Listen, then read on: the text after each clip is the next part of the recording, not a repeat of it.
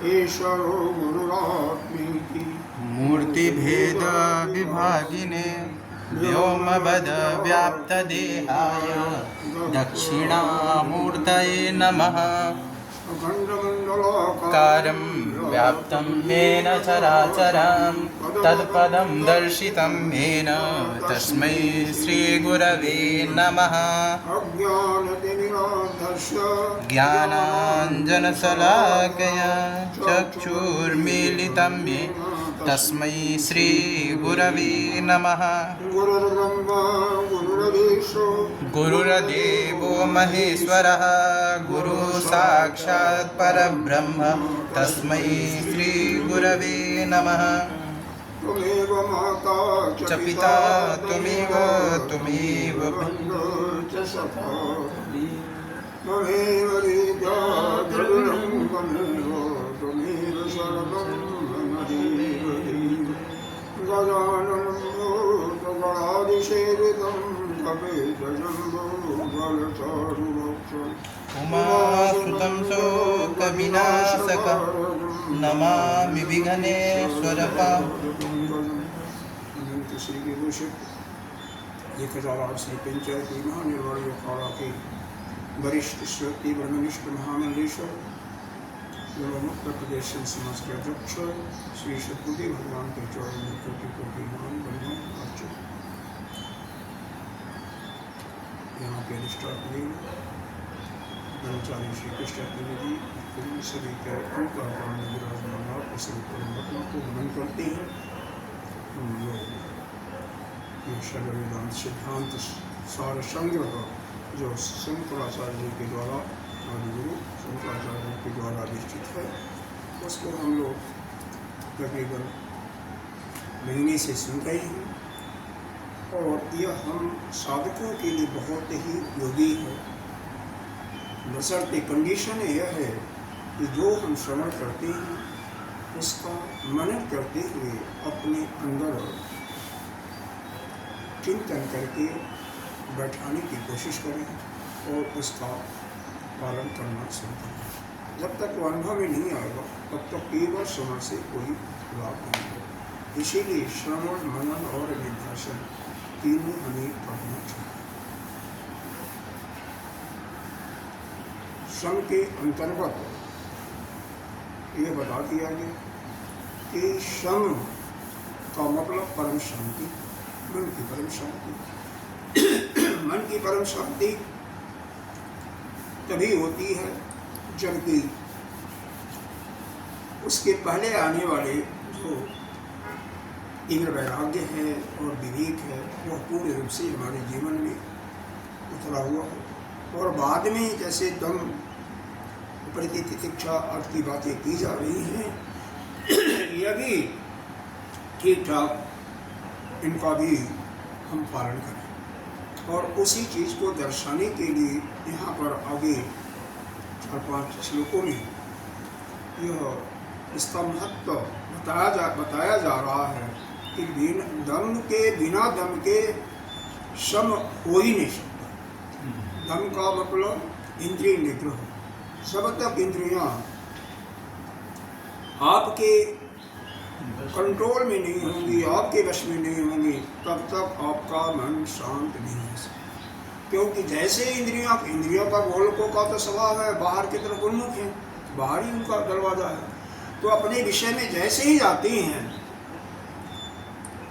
वैसे ही तैसे ही यह मन पीछे पीछे भागता उनके साथ। हाँ, बहुत फास्ट भागता है और उसको आप रोक नहीं सकते। तो इसीलिए जो पीछे बताया गया था मन को करने के लिए काम, क्रोध, लोभ, मद, मोह और साधन बताया गया कि आप ब्रह्मचर्य का पालन कीजिए, अहिंसा कीजिए, दया कीजिए, वह सब ठीक है करते हुए, लेकिन उससे भी ज़्यादा आवश्यक है कि इंद्रियों को विषयों से और जाएंगे तो मन आप कुछ भी करो। जैसे एक साढ़ होता है ना, पछवा बैल जो होता है ना, 2 साल का, 2.5 साल का, 1.5 साल का, तो तोड़ा करके भाग जाता है रस्सी खोटा लेकर के, उसी प्रकार से वो भाग जाता है। और जब मन को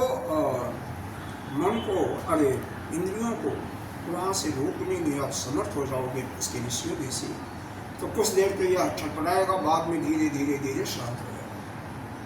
कैसे शांत होता है, कल मैंने अपने ऊपर प्रयोग किया था, वो भी बता रहा हूँ आपको। बताओ अपनी स्टोरी। ध्यान में क्या होता है, जो हम दिन में या शाम को जो हमारे मन में विचार आता है, जो हम देखते हैं, जो सुनते हैं, वही ध्यान में परिलक्षित होता, वही आता है। ध्यान में भी और स्वप्न में भी वही आता होता। हुआ क्या, शाम को मैंने जानबूझ करके मोबाइल चलाया और करीब 40 मिनट चलाया होगा कल। हाँ, रात को आने के बाद 35-40 मिनट कम से कम देखा होगा। एक सीरियल देखा। सीरियल कोई बुरा नहीं था, अच्छा था, लेकिन सुबह जब ध्यान में 4-4:15 बजे बैठा तो हमने देखा कि आधा घंटा तक तो वही आता रहा, नहीं तो 25 मिनट 20 मिनट जो शाम को मैंने देखा था वही ध्यान में आ रहा है। अच्छा, वो सब सोच रहे हैं ध्यान में ही, सोच नहीं रहे, चिंतन आ रहा है उसका अपने आप। यह जो चित्त से जैसे वृत्ति आती है ना, वृत्ति समझ रहे हो ना? हाँ, समझ रहा हूँ। विचार आता रहता है, तो वही विचार आता था।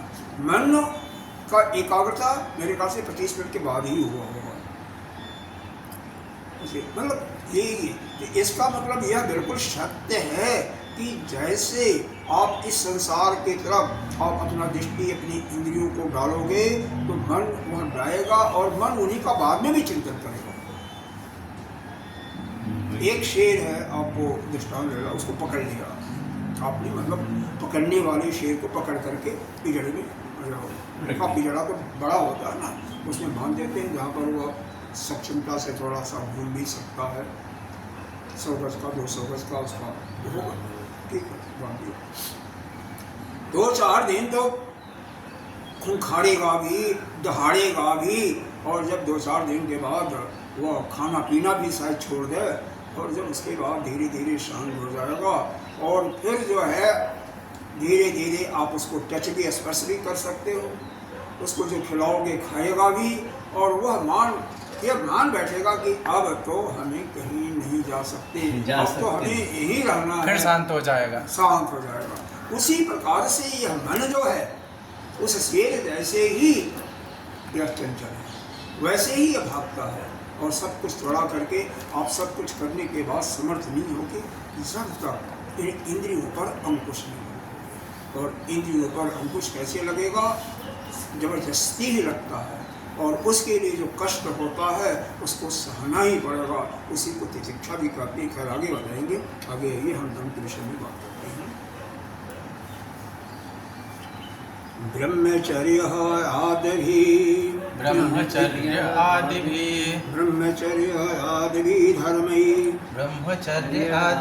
धर्मै बुद्धि दोष निवृत्तये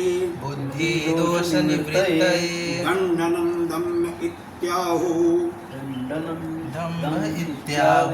मनसा शांति साधनं ब्रह्मचर्यादिभिः धर्म बुद्धि दोष निवर्तये दण्डनं धम्म इत्याहु मनसा शांति साधनं। अब यहाँ पर यह बताया जा रहा है दम के विषय में। इसके पहले तो सम आपको पूरा बता ही दिया गया। तो ब्रह्मचर्य का मतलब, ब्रह्मचर्य कहाँ से उत्पन्न हुआ कि यह श्रम के सिद्धि के लिए, यानी परम शांति प्राप्त करने के लिए 18 साधनों का हमें बताया गया।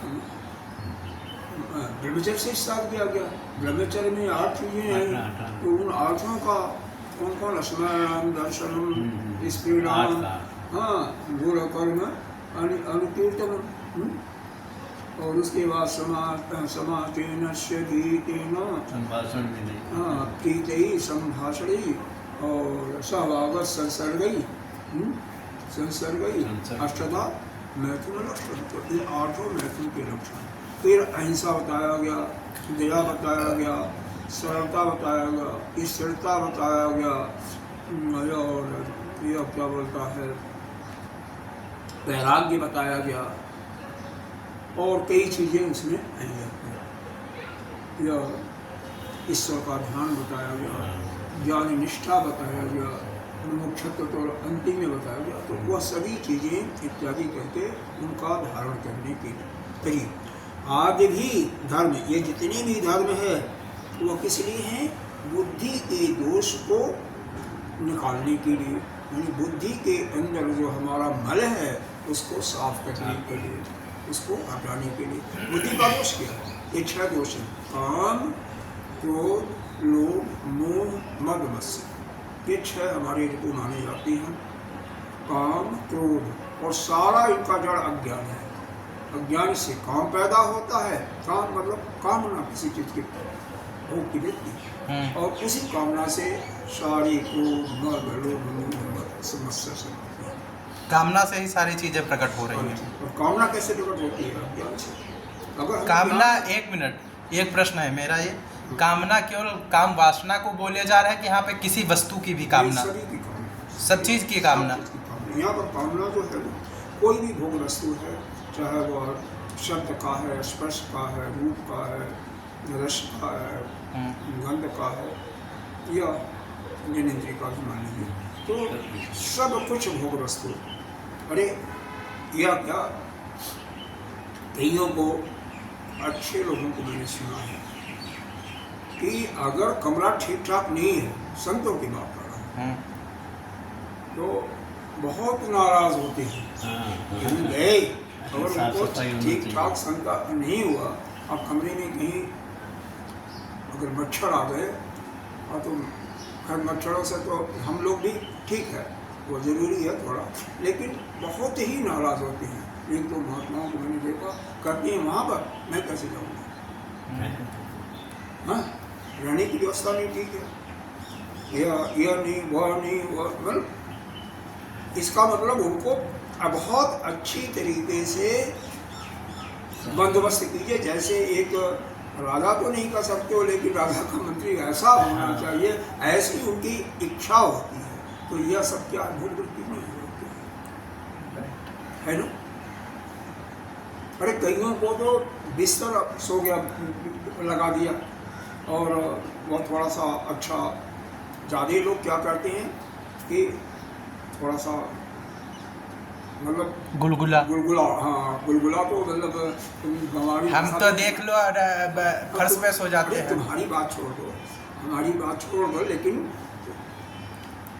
हैं बहुत से लोग हैं कि अगर बिस्तर ठीक ठाक नहीं हुआ तो भी नाराज हो जाते। नाराज क्या हुआ, सोएंगे नहीं, यहाँ पर कैसे हो जाते। हाँ, ये तो, और किसी तरह से एक हुआ, अगर उनके पास बंदोबस्त होगा तो दूसरे दिन से। लेकिन अपने गुरुदेव के अंदर हम ये हर चीज़ देखें, उनको किसी चीज़ की ज़रूरत नहीं। गुरुदेव की बात तो छोड़ो, गुरुदेव तो महान हस्ती है, गुरुदेव की तो बात का उनसे हमें सीखना चाहिए, जितना भी हम सीख सकते हैं। गुरुदेव तो कहीं भी सो जाते हैं। तो यहाँ पर यही चीज़ पहली बार जब एंट्री किए थे, हाँ,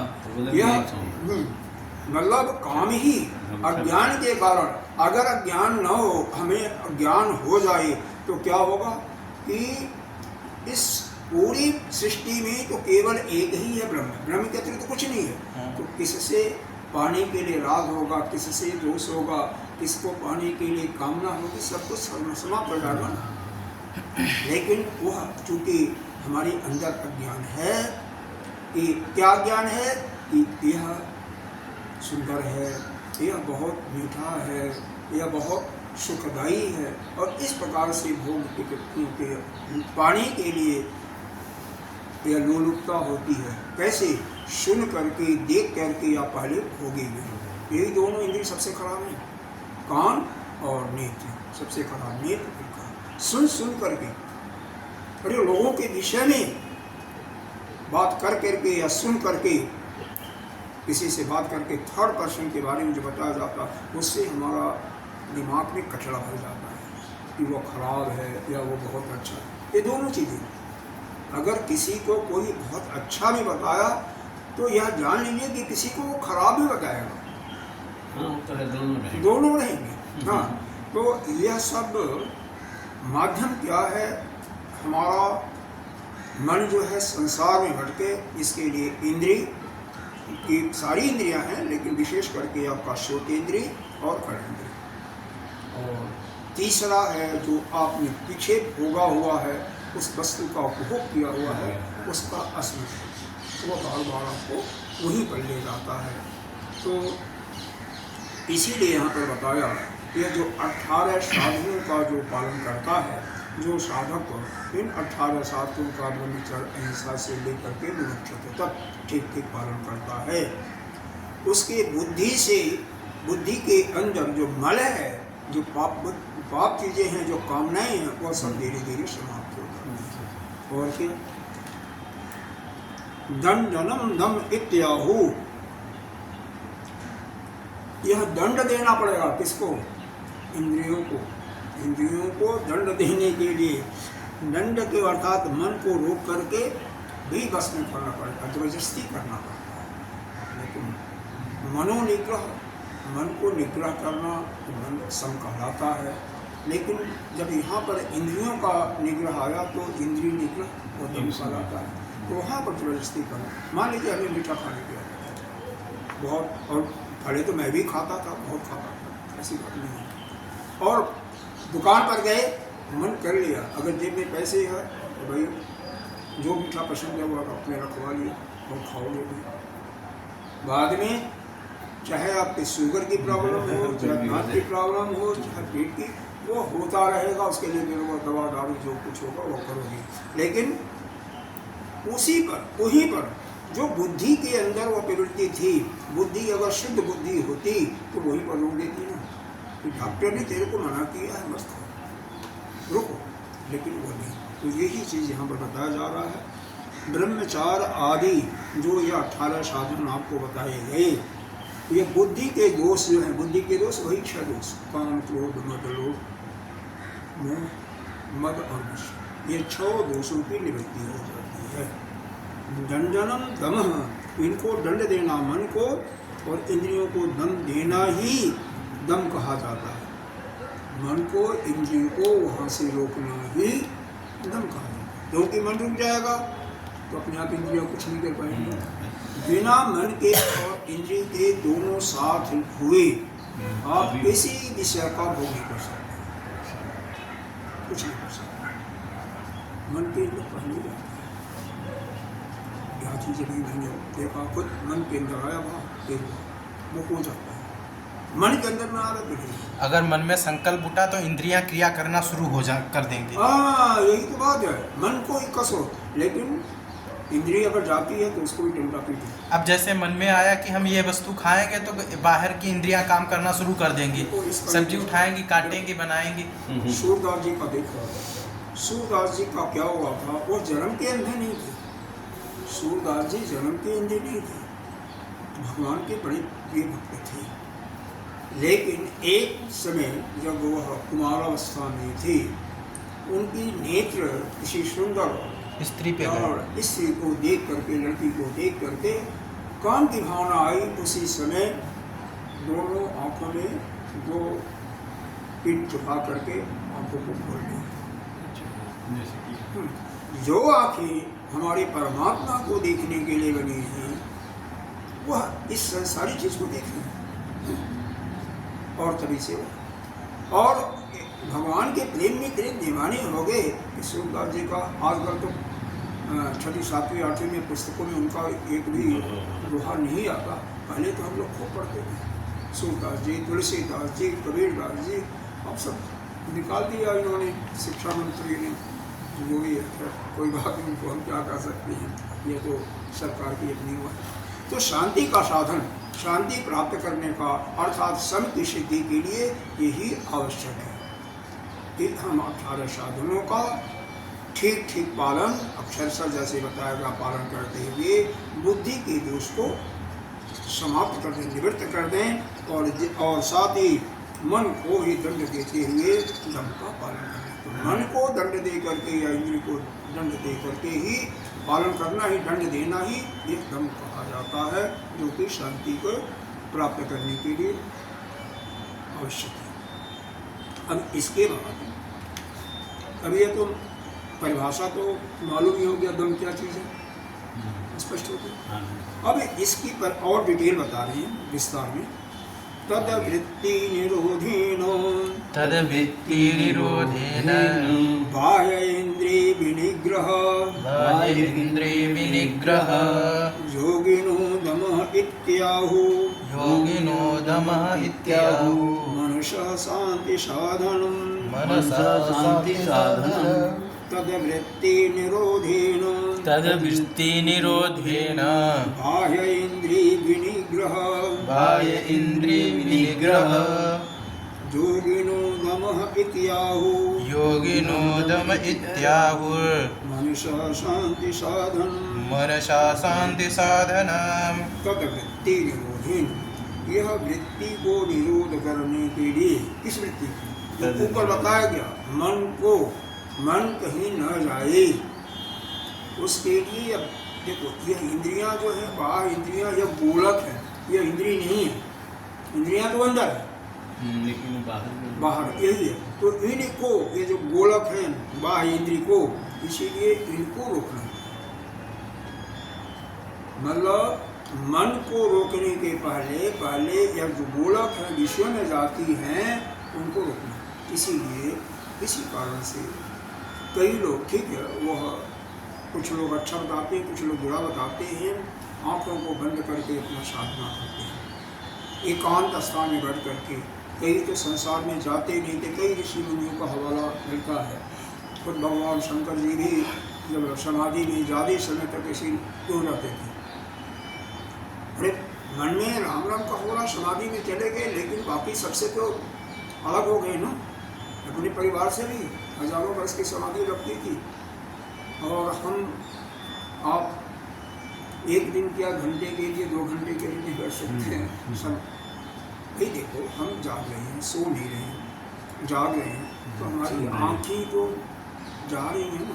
लेकिन अगर अभ्यास, निरंतर अभ्यास, आप तो हमें लगता है 7-8 घंटे अगर बैठना चाहे तो बैठ सकते हैं, अगर कोई संकल्प विकल्प मन में आपका ना हो, अभ्यास से बैठ सकते हैं। सभी के लिए बात हो रही है ना, यह एक सामान्य बात हो रही है, किसी इंडिविजुअल की व्यक्तिगत की बात नहीं हो रही। तो यहाँ पर यह होता है, सामान्यतः आप देखेंगे कि लोग अपने को संसार में ही व्यस्त रखते हैं। 0.1% ले लो, 2% हो तो बात अलग है। ध्यान के बाद ही समाधि आती है। ध्यान के बाद ही समाधि। अच्छा, इसी के मतलब है, बाहर नहीं है। समाधि का मतलब क्या हुआ? आदि मतलब थोड़ा लंबे समय तक बताएंगे, समाधि का मतलब बाद में बताएंगे आपको। थोड़ा सा बता दीजिए। देखिए, जिसका मन बिल्कुल शांत हो गया, और ध्यान का मतलब पहले समझिए, ध्यान का अर्थ क्या होता है। त्रिपुटी होती है, एक ध्याता आप हो, ध्येय जिसका ध्यान कर रहे हो, बीच की कड़ी ध्यान है, ठीक। तो जब आप ध्याता, ध्येय, ध्यान, जब आप किसी का वस्तु का ध्यान कर रहे हो, मान लीजिए भगवान के शरीर का ध्यान कर रहे हो, या अपने शरीर के चक्र का ध्यान कर रहे हो, कोई बात नहीं, कहीं का ध्यान कर रहे हो, या अपने सांसों को देख रहे हो, एक जगह आप ध्यान है, ध्यान टिका। जब आप जब तक बीच में ध्यान की कड़ी भी भूल गई, चली गई, समाप्त हो गई, केवल आप और वस्तु यही दोनों दिखाई दे रहे हैं बस, और कोई नहीं है, तब तो ध्यान की प्रगाढ़ स्थिति आ जाती है। और वही जब आपका चित्त भी वहाँ पर चला जाता है, केवल वही वस्तु रह जाती है। क्या चला जाता? अरे आपको अपना भी भान नहीं होता, अपने शरीर का आपको भान नहीं हो रहा है, और केवल उसी वस्तु पर ध्यान चल रही है, जैसे भगवान का स्वरूप के अलावा और कुछ नहीं है। एक ध्याता का भूल जाओ, केवल ध्यान पे टारगेट रहे आपका, ध्येय, ध्येय पर, ध्येय ही आपके सामने है, और वही लगातार चल रही है, और कुछ नहीं, वहीं पर धीरे धीरे धीरे आप उसके गोल, और मतलब चिंतन भी हो रहा है तो उसी के बारे में हो रहा है, और कुछ नहीं। कुछ लोग को इसको विशेष करके हर योगी लोग दूसरे प्रकार से भी लेते हैं कि वहाँ पर कोई वृत्ति न उठे, वास्तव में कोई वृत्ति नहीं होती, तो सबसे सुंदर है ध्यान की तो परम स्थिति नहीं है कि मन में कोई विचार ही न हो, लेकिन विचार उठता भी है तो ध्यान की स्थिति में सिर्फ उसी वस्तु का होना चाहिए और नहीं होना चाहिए। तो क्योंकि वेदांत के अनुसार आपके भागवत के अनुसार तो उसी का ध्यान होना चाहिए। जैसे गोपियाँ ध्यान करती थी किसका? श्री कृष्ण का। 24 घंटे निरंतर जब वो वन में जाते थे सुबह सुबह, उनका चित्त वहीं चला जाता था और केवल उन्हीं के ध्यान में खो जाती थी। शाम को बिना आए बिना उनको देखे वह कोई काम नहीं करती थी। तो ऐसा ध्यान है या नहीं? तो वृत्ति ना वो अभिवृत्ति ना उठा तो वही को संप्रज्ञात असंप्रज्ञात समाधि हो जाएगी। पहले संप्रज्ञात समाधि केवल उसी का दर्शन हो रहा है, एक वृत्ति उठ रही है, और जब वो भी समाप्त हो गई तो निर्विष समाधि हो जाती है। कोई वृत्ति भी नहीं उठी, बस आप उसी में चाहे 6 महीना पड़े हो, चाहे 1 दिन पड़े हो, 2 दिन पड़े हो, कुछ भान नहीं रहता, कोई भान नहीं। कई लोग उसको जड़ समाधि की संज्ञा दे करके उसको हटा भी देते हैं, क्योंकि वेदांत में हमें उस चिंतन, हमारी वृत्ति क्या होनी चाहिए, उसकी चिंतन होना चाहिए कि हम ही ब्रह्म हैं। महावाक्य का चिंतन केवल होता रहे, महावाक्य का चिंतन, क्योंकि ब्रह्माकार वृत्ति बन जाती है जिस समय, उस समय हमारे सारे कर्म को समाप्त हो जाएगी। तो ब्रह्माकार वृत्ति बननी चाहिए। एक बार गुरुदेव से हम पूछे थे ऐसे ही कि गुरुदेव जैसे अपने स्वरूप का बोध कैसे होगा, तो गुरुदेव बोले एक तरीका ये भी है, ब्रह्माकार वृत्ति बनाने से भी उस अज्ञान का नाश हो सकता है। हाँ। जैसे हमेशा आप चिंतन करते रहो मैं ब्रह्म हूँ, मैं ब्रह्म हूँ, हाँ, मैं शरीर नहीं हूँ, तो ये वृत्ति भी एक दिन जाकर के अज्ञान का नाश कर, अंत में वो भी नाश होती है ना। हाँ हाँ वो भी, हाँ, वो नाश नहीं होगी तब तक नहीं। हाँ तो इस प्रकार से पहले तो 10 मिनट से स्टार्ट करके धीरे धीरे धीरे धीरे ध्यान की करना चाहिए। केवल आपके सामने एक ही वस्तु का ध्यान हो, पहली बात तो यह है। और वही ध्यान करते हुए समय जब बढ़ जाएगा तो उसका चिंतन होने लगा, कोई बात नहीं। उसी को भी समाधि कहते हैं। क्या बोलता है, सविवेक समाधि, सविवेक समाधि, सविचार समाधि। विचार कर रहे हो ना, तो सविचार समाधि, और विचार समाप्त हो जाता है तो निर्विचार समाधि। और वही बात नहीं, और संप्रज्ञात और संप्रज्ञात बहुत बड़ा है। ऐसा है, समाधि का ही चैप्टर कर लो तो कम से कम आपको 1 हफ्ता अलग से लगेगा, 1 घंटा 1.5 घंटा, बहुत इतना आसान नहीं है, लेकिन शॉर्टकट में तो बस इतना। चलिए आगे आइए।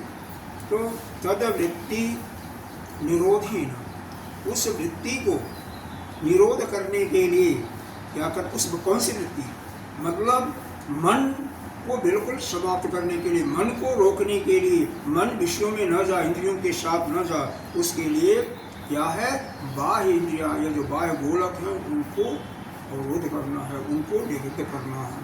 जो विनोद, क्योंकि इसी को जोगी लोग धम कहते हैं। आहु मानी कहना होता है, इत्याहु, यही जो कला, यही दम कहलाता है।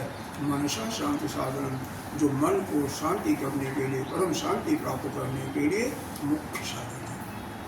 परम शांति केवल मन की साधना से प्राप्त होती है, और इसके लिए यह आवश्यक है कि हमारे बाहर के इंद्रियां यानी गोलक वह बाह्य वस्तु में न जाएं, उनको पहले रोकना है। जैसे आपको दृष्टांत के स्वरूप एक शेर का दृष्टांत दिया गया, और किसी का भी ले सकते हैं आप। जब बाहर के आप नहीं देखेंगे, आँख बंद कर लिया कोई बात नहीं, घंटे भी बंद है, 2 घंटे भी बंद है, तो कम से कम बाहर का कोई चीज़ नहीं दिखाई दे रहा ना, तो बाहर की चीज़ का याद नहीं होता। अरे इस पर तो मैंने बहुत रिसर्च किया। आप किसी का जिससे सबसे ज़्यादा प्रेम हो, बारंबार आपको याद होगा और उसकी बात करना पसंद करते हो, अगर कोई भी चीज़ है, तो धीरे धीरे धीरे धीरे अपने को उससे ताल्लुकात कम करते रहो। एक समय यह गारंटेड ऐसा आएगा कि उसका कोई भी मन में विचार नहीं आएगा। अरे कोई व्यक्ति मर जाता है, उसके बाद देखिए आपका खास पिता, माता, बहन, भाई, पत्नी 6 महीने के बाद, साल भर के बाद, जो पहले चिंतन होता था कम नहीं हो जाता, कितना कम हो जाता, बहुत कम हो जाता, उस सालों के बाद आपको ध्यान ही नहीं जाता है, ध्यान ही नहीं रहेगा, भूल जाता है। तो यह प्रकृति का इतना सुंदर व्यवस्था या भगवान का ऐसा व्यवस्था है जिस चीज का आप चिंतन छोड़ देते हो वो अपने आप धीरे धीरे समाप्त हो विस्मृत होने लगता है। अपने आप विस्मृत हो जाएगा।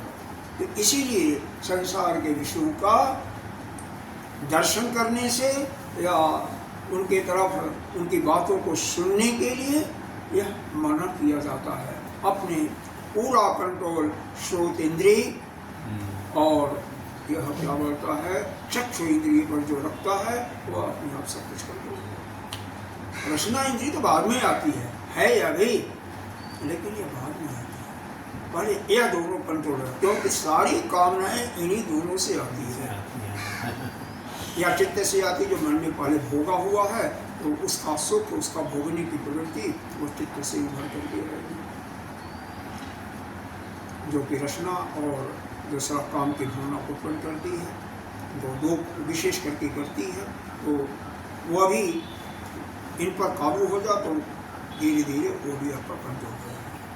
किसी चीज़ को याद नहीं करोगे, मन से याद ही नहीं करोगे, अपने आप समाप्त हो जाएगा, धीरे धीरे समय आएगा। शुरू में मन भागेगा। दूसरा तरीका है कि हमेशा सतोगुण में रहो। सतोगुण में रजोगुण आए न, क्योंकि काम एषः क्रोध एषः रजोगुण समुद्भव। रजोगुण से ही काम और क्रोध आता है। क्यों? महाशना महापापमा विद्धि एनम इव बैरिणम। सबसे भारी दुश्मन, बड़ा दुश्मन आपका यही है, क्योंकि महाशना बहुत खाने वाला, कितना भी इसको खिलाओ, कितनी भी भोग करो, लेकिन इतना पापी है कि यह मन भरता नहीं, इसका पेट नहीं भरता। महाशना महापापमा विद्धि एनम इव बैरिणम, गीता जी का तीसरा। तो क्या करना आपको? बस यही है कि रजोगुण, तमोगुण में तो हो ही नहीं, रजोगुण से भी ऊपर उतर के शतोगुण में, और शतोगुण से जो गुणातीत हो जाएगा उसके लिए तो कोई बात नहीं है।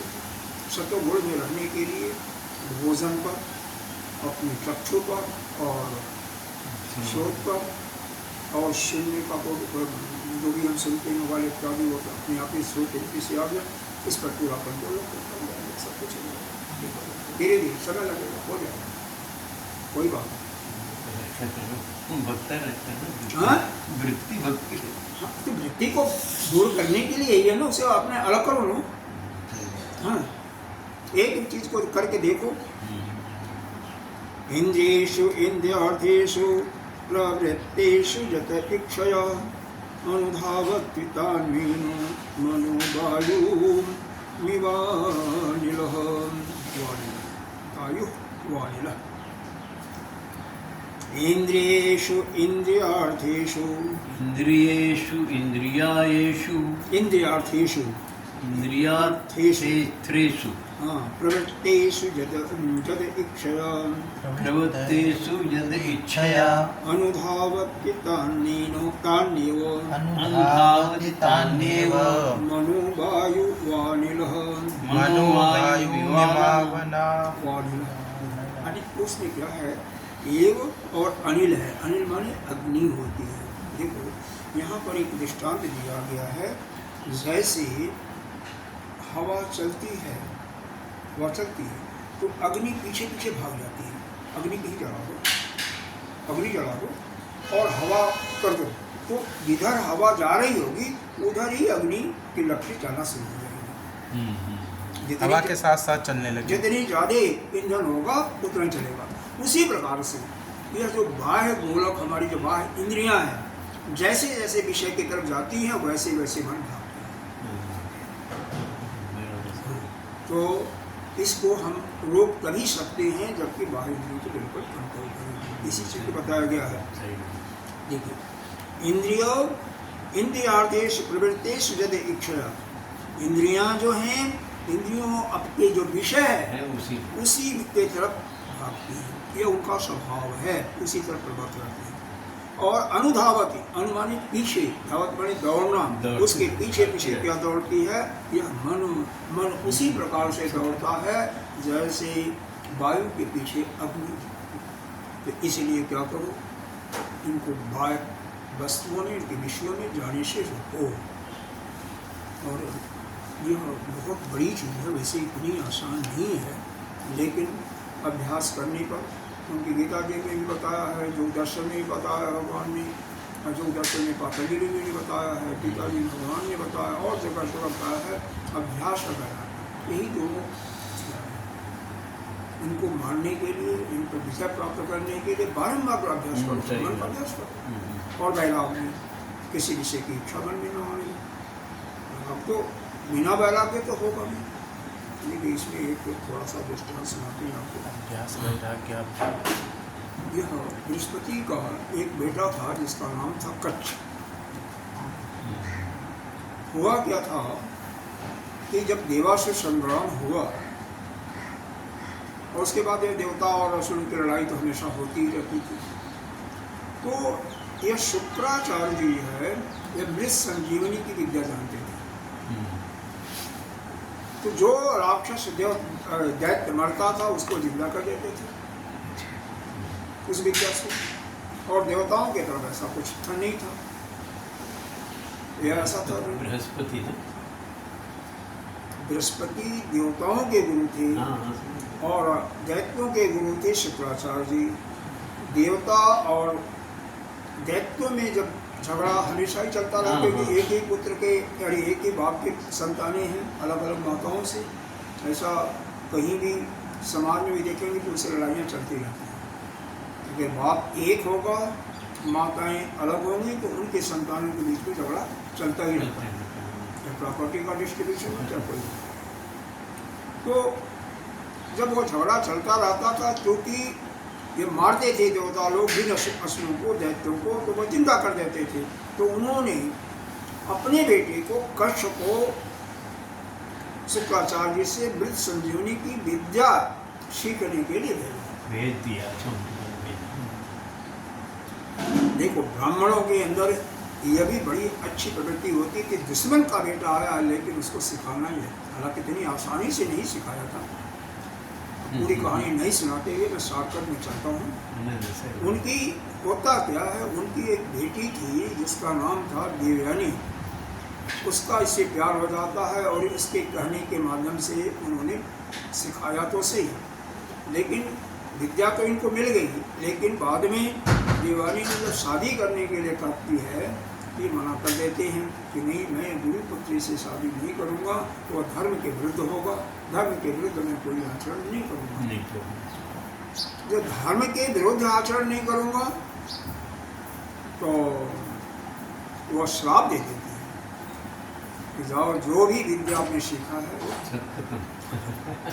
अब वो आकर के हताश होकर के जब पिताजी से कहते हैं ऐसी ऐसी कहानी हुई, कहते हैं कोई बात नहीं, त्याग ही केवल एक हथियार है, यानी वैराग्य ही हथियार है जिससे तुम अपने को इस संसार से मुक्त कर सकते हो। तो जंगल में जा करके तपस्या तो करता रहता है, धीरे धीरे एक झोपड़ी बना लेता है, एक कमंडल पानी का, 2-3 वस्त्र, मीठी बिछाने का, कंबल इत्यादि जो होते हैं घरों में, और वो अपना रख करके थोड़ा बहुत वो जंगल में तपस्या कर रहा, नदी के किनारा।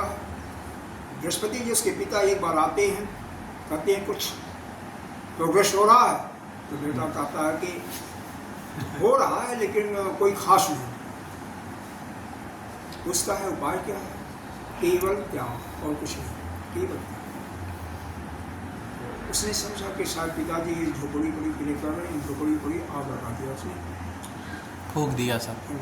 अपने पास केवल कमंडल, उसके पहनने वाले वस्त्र कोई रखा और एक आसन। फिर आते हैं कुछ दिन के बाद, फिर वही चीज़ करते हैं, वैराग के अलावा और कोई रास्ता नहीं है त्याग के अलावा, फिर उसको भी छोड़ देता है। अंत में वह अपना यह जो नंगा हो जाता है, यह जो अपने कोपीन होता है उसको भी छोड़ देता है, तीसरी चौथी बार इसको छोड़ देता है। तो काफ़ी कुछ फर्क तो पड़ा, क्योंकि न कहीं धोने का करना, नहीं सुखाने का कोई चिंता नहीं, केवल जो नदी का पानी पी लेना, जो फल मेरा खा लेना, छुट्टी कोई मतलब नहीं। और तो भोजन का तो कोई मतलब ही नहीं था, कोई 6 महीना साल भर से कहीं रहा था। फिर जब कहा इन्होंने केवल त्याग का। फिर कहा कि मैं क्या त्याग करूं? अब तो पिताजी सब अभी कुछ भाग्यवत था, अभी रुकी। आप तो सब त्याग दिए हैं। हाँ, तो कहती भी क्या त्यागा? एक लंगोटी थी वो भी त्याग दी है। हाँ, कहती तूने बाहर का त्यागा ना, जो त्यागने वाली चीज थी उसको तो त्यागा नहीं। हाँ, अंदर वाली अहम अहम को त्यागा। जब तक अपनत्व का भावना, पीछे निर्ममता का इसमें आया था ना, जब तक आपका अपना पराया का है तब तक पहले उसको त्यागना। अरे संसार की वस्तु से पहने भी कोई फर्क नहीं पड़ेगा, लेकिन आपका कम से कम अपनत्व बुद्धि समाप्त हो जाए, ममता समाप्त हो जाए किसी में, तो सबसे बड़ा था। कोई कुछ नहीं है हमारा जिसको ले लो। वो बात अलग है। जैसे संतों का विशेष करके बुद्धि भी करते हैं पुस्तकों से, जैसे कि पुस्तक की उनका अपना सब कुछ है, उससे प्रेम होता है। तो किसी को याद हो गया कठोपनिषद शायद आपके पास होगा ना, उसको ले लेगा शायद, अगर मिल जाएगा तो क्योंकि वहाँ पर ले जाना पड़ेगा शायद। मोटी किताब तो नहीं है, मोटी छोटी छोटी है। तो उसके बाद जब दोबारा आती हैं तो अपना जो समाधि की बात हो रही थी वह असंप्रज्ञात समाधि भी कई दिनों से पड़ा हुआ था।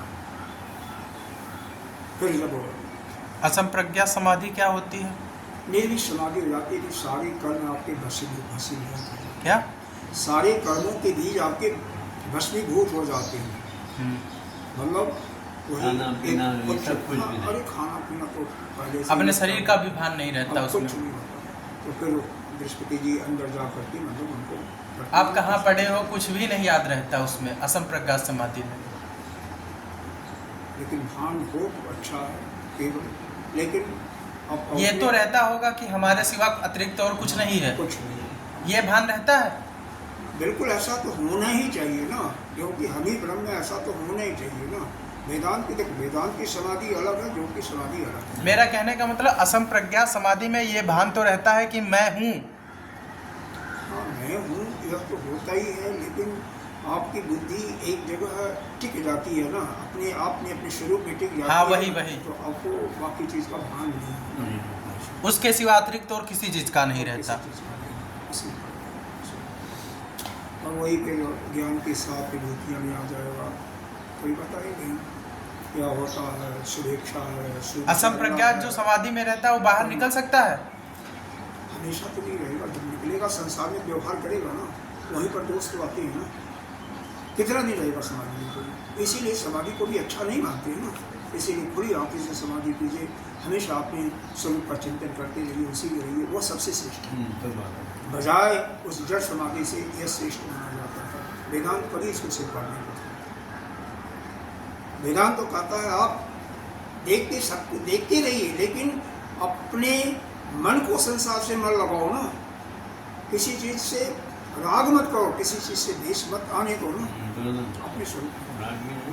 हाँ, आंखें खुली लेकिन बहुत उच्च स्थिति होती है।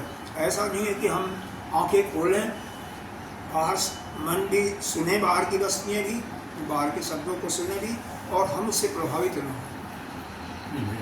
हाँ, तो प्रभावित नहीं होना यह बहुत उच्च स्थिति है। धीरे धीरे अभ्यास करते हुए तो आती है। जब इस जो महावाक्य का बहुत दृढ़ता से आपके अंदर बैठ जाएगा चित्त में कि हम ही ब्रह्म हैं, और वह स्वरूप में जैसे जैसे आप जाने लगोगे तैसे तैसे ये स्थिति समाप्त हो। वास्तव में मुक्ति का रास्ता तो वही है ना, बिना उसके तो मुक्ति नहीं हो सकती ना। जब तक अपने स्वरूप में स्थित नहीं होगी, जब तक वो बोध नहीं होगा कि आप किसी और कोई नहीं है, यह ब्रह्म ही है। माया का लक्षण, माया से हम परेशान तो हैं, रास्ते कई हैं। चलिए आगे चलिए। यहाँ पर तात्पर्य यह है कि अपने इंद्रिय जो बाह्य इंद्रियां हैं उनको बाह्य विषयों में जाने से शक्ति से मना करना है, दंड देना दो। क्यों? मन उसके पीछे दौड़ता है, और हाँ, और ऐसे दौड़ता है जैसे वायु के पीछे दौड़ती है। इसलिए जब तक ये रुकेगा नहीं तब तक आपका काम बनेगा नहीं।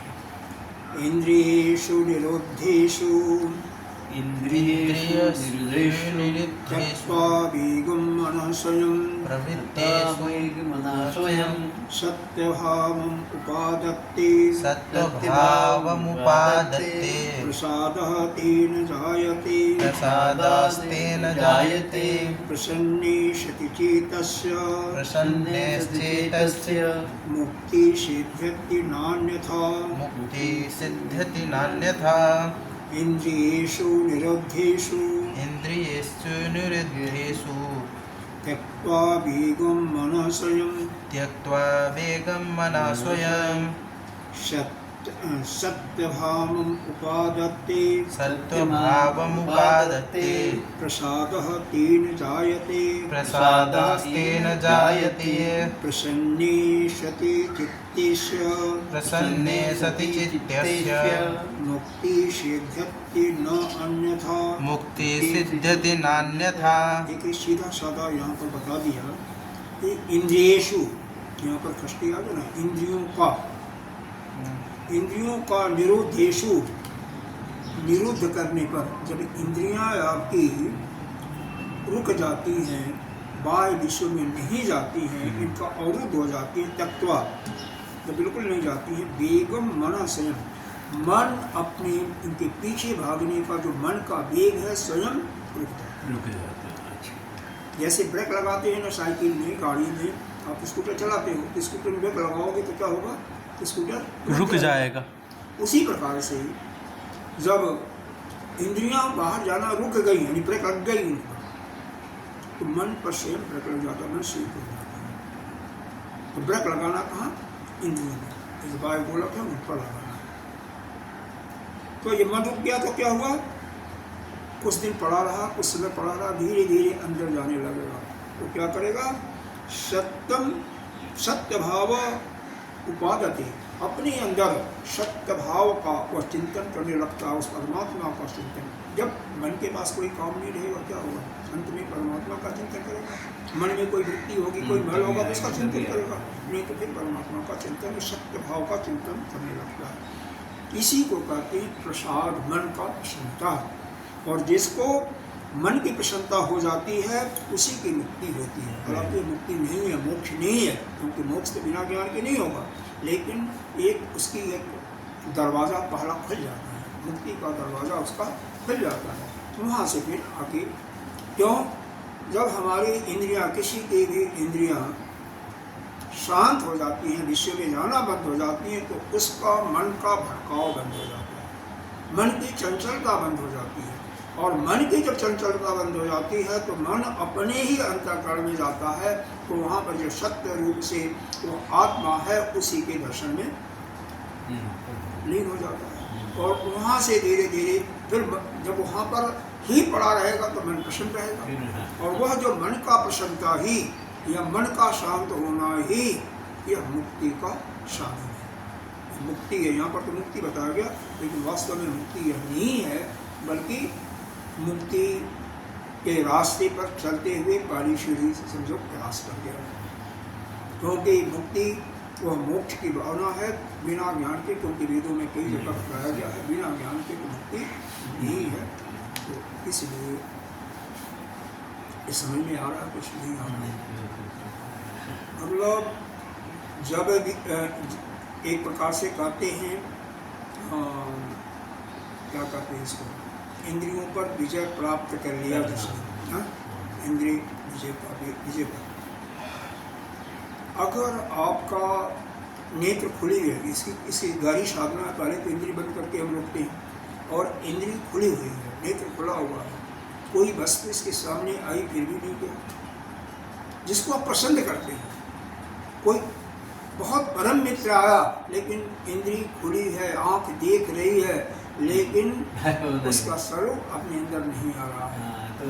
ऐसी जब स्थिति आपकी हो जाती है तो मन कहाँ रहेगा, फिर अपने अंदर ही रहेगा।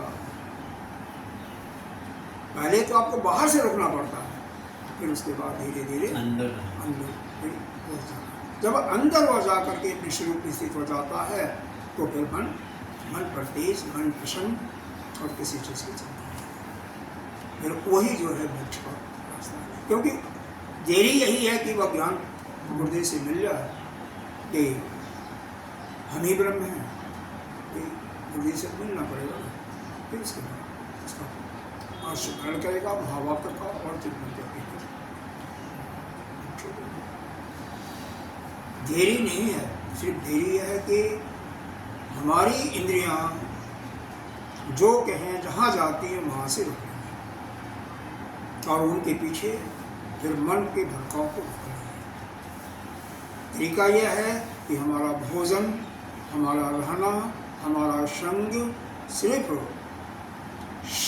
सत्य प्रवृत्ति के लोगों के साथ हो। सत्य भोजन मतलब सात्विक भोजन। और सात्विक भोजन में क्या है? पढ़ा होगा कि फल, फूल, दूध, जो कि दोनों चीज़ें मिलती नहीं है, दूध तो बिल्कुल नहीं मिलती, मगर वह दूध गाय का, और वह तो हरिद्वार या लखनऊ में संभव है, गाँव में। और उसके बाद क्या है? कोई फल, जैसे तपस्वी मुनि रहते थे, किसी से मांगते नहीं थे, वहीं पर तोड़ लेते थे। आजकल तो वही नहीं है।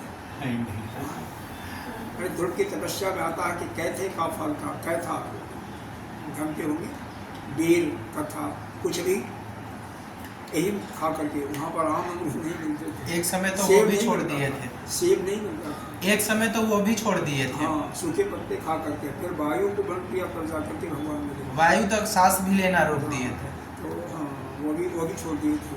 तो बड़ी जबरदस्त तपस्या है, वो तो बात अलग है।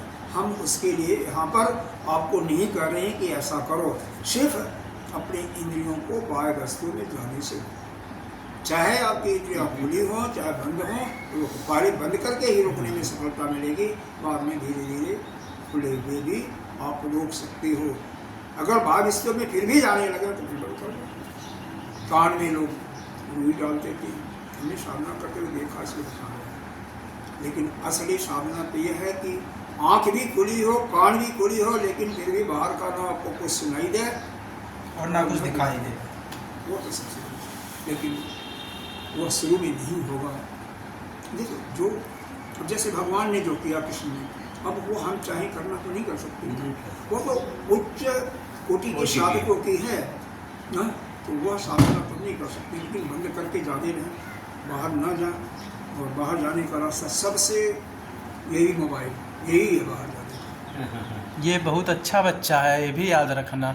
ये अच्छा जितनी है, लेकिन जाता है ना। नहीं, इसकी बुराई नहीं कर सकते, इसमें से बहुत कुछ ज्ञान मिल जाता है। चलो ठीक है, एक बस खत्म करते हैं इसको। नहीं, अभी खोलना पड़ता है। हाँ, और क्या, ये ना हो तो कैसे पढ़ें? मना प्रसादस्य निदानमेव निरोधनं जत सकलेन्द्रियाणां निरोधनं यः सकलेन्द्रियाणां बाह्य इंद्रिये साधु निरुध्यमाने बाह्य इंद्रिय साधु निरुद्धमाने बाह्यार्थ भोगो मनसो निवर्तते बाह्यार्थ भोगो मनसो विजुज्यते मनः प्रसादस्य निदानमेव मनप्रसादस्य निदानमेव निरोधनं जत सकलेन्द्रियाणां निरोधनं यः सकलेन्द्रियाणां बाह्य इंद्रिये साधु निरुध्यमाने बाह्येन्द्रिये साधु निरुद्धमाने बाह्यार्थ भोगो मनसो निवर्तते बाह्यार्थ भोगो मनसो वियुज्यते। देखो, बाह्य इंद्रिय, यहाँ पर तीसरी लाइन से अपने पढ़ो। बाह्य इंद्रिय साधु, साधु मतलब जो साधक हैं, अच्छे साधक हैं, विद्वान लोग क्या करते हैं, बुद्धिमान, बाह्य इंद्रियों को अपने विषयों में जाने के लिए रोक देती हैं, निरुद्ध। बाह्यार्थ और बाह्य विषयों में जब वो जाने से रुक जाती हैं, तो मन भी बाह्य के भोगों में जाने से रुक जाता है, वो भी शांत हो जाता है। और निरोधनम जत सकलेन्द्रियम, जब जो साधक संपूर्ण इंद्रियों को जाने में, विषयों में जाने से रोक लेता है, तो उसी का मन प्रसन्न होता है, यानी वही मुक्ति को प्राप्त करने का अधिकारी होता है। मना प्रसादेन, उन इंद्रियों के निदान होने से, उन इंद्रियों के कंट्रोल होने से, उस इंद्रियों पर विजय पाने प्राप्त करने से उसका मन अच्छा हमेशा प्रसन्न होता है। मूल चीज़ यह है कि हमारी बाह्य इंद्रियां, यानी इंद्रियों का जो गोलक है, वह अपने विषयों में न जाए। वहाँ जाते से आप पहले रोको, दम का प्रयोग करो, जबरदस्ती करो, डंडा मारो, जो कुछ करो। और ऐसा करोगे तो बाह्य के वस्तुओं का जो भोग जो आपने सुना है, देखा है या पहले चखा है, उससे आप निवृत्त हो जाओगे। क्योंकि इंद्रिय नहीं जाएंगे तो अब वस्तुओं का भोग से आप अलग हो जाओगे। वो मन से ही निकल जाएगा, धीरे धीरे निकल जाएगा। भोगा हुआ है तो इतनी आसानी से नहीं जाता है, उसका स्वाद आएगा। किसी भी इंद्रिय का भोगा हुआ उसका स्वाद आएगा, उसी को स्वाद को धीरे धीरे मन को वहाँ से रोकने से रुक जाएगा। और जिस समय मन का भटकाव बंद हो करके अपने स्वरूप में आ जाएगा, मन इंद्रियां बाहर नहीं जा रही हैं, उसी समय में आप उस सत्य को, हाँ, सत्य का अवलोकन करोगे। और जो सत्य स्वरूप आत्मा है, नित्य स्वरूप आत्मा है, उसी का दर्शन होने लगेगा और उसी अपने स्वरूप में बसना। तो बाह्य इंद्रियों का रुक जाना ही मन की प्रसन्नता है, अर्थात मुक्ति का वही साधन है।